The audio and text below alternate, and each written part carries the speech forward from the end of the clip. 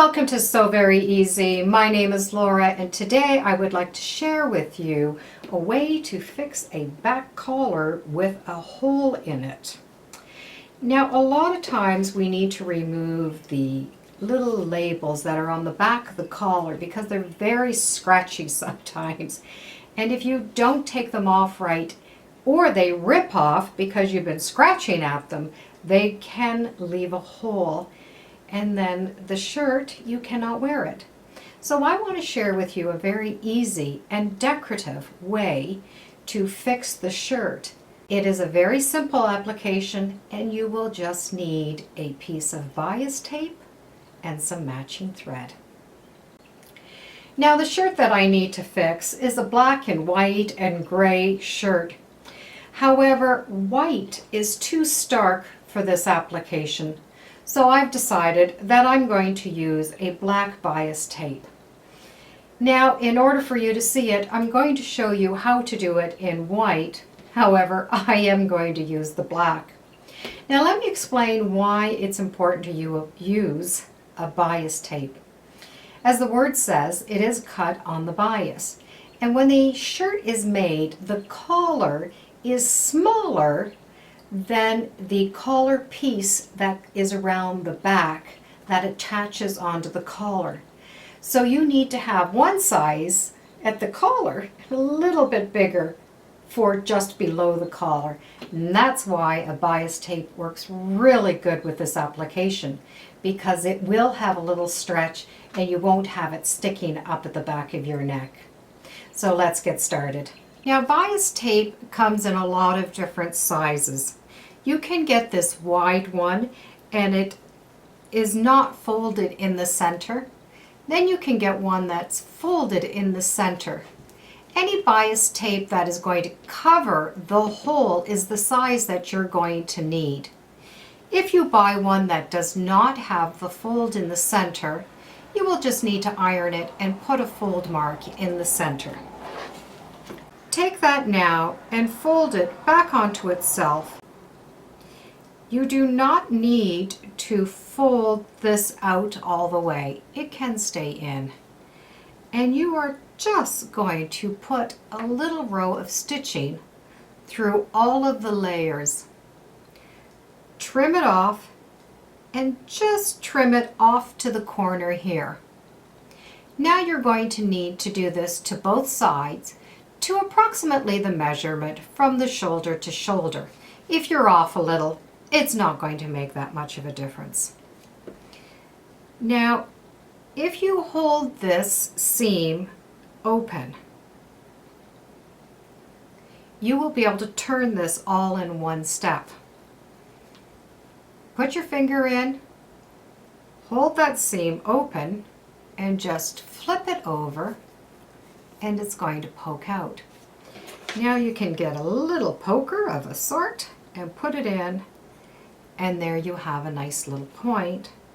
And as you can see, it already wants to lie flat. Now you're going to do this to both sides and then press it nice and flat. So you will have this little triangular corner on the wrong sides. And you need to do this for both sides. So I have it done in black. And like I said, I know this is going to be hard to see, but I do need the black for this particular shirt.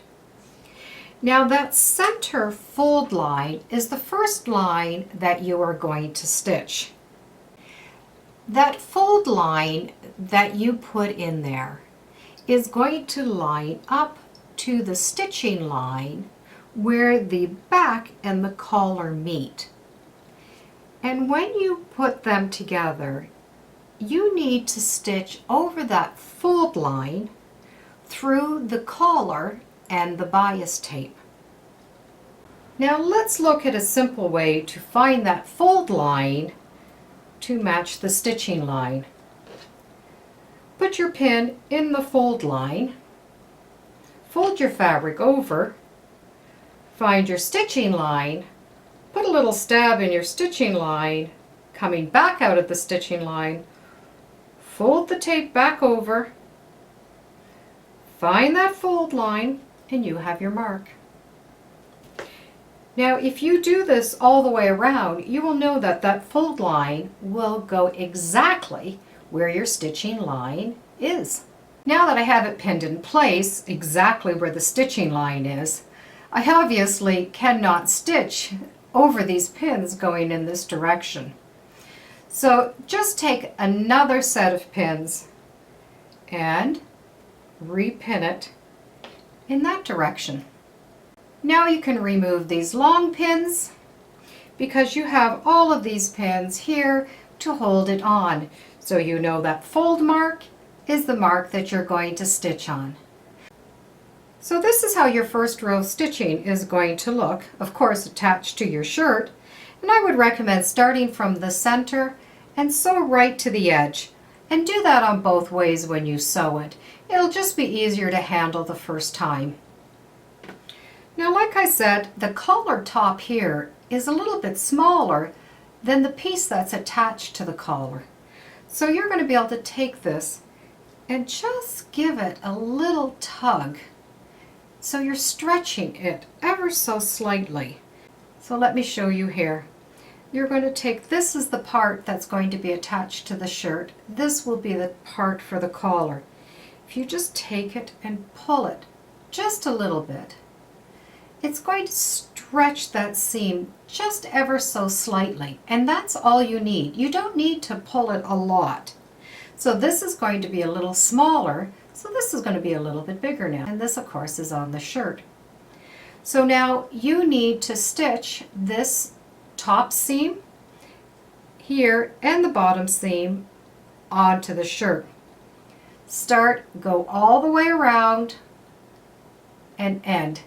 Now, I would recommend starting in the center. It's a lot easier than starting with the bulk on the corner. So what you have done now is you have encased the hole with this piece of bias. So you're not going to have that hole go anywhere. And you've secured that entire collar. This is how the collar would look like if you could see the stitching. And what you're going to do is you need to do one final thing, and it's just give it a little press. And you're going to take this, and you're going to take the collar, and you're going to fold it down and press just like that. And what that will do is that will help that collar stay flat against your neck, and it will hang nicely here, which I've already done there. So you can see how the shirt still hangs here. It doesn't stick up like this, and the collar fits nice around your neck. So when this is folded, you really don't even notice it. However, it does make a beautiful little decorative stitch. And you are done. So how was that? That wasn't a hard fix. It definitely seems a lot harder than it is. The bias tape is your friend in this case, and it leaves you with a beautiful finished edge, and no one will know there was a hole there. I'm glad you've spent time with me today. Feel free to subscribe and come back again, and let's see what we're sewing next time in the sewing room. Bye for now.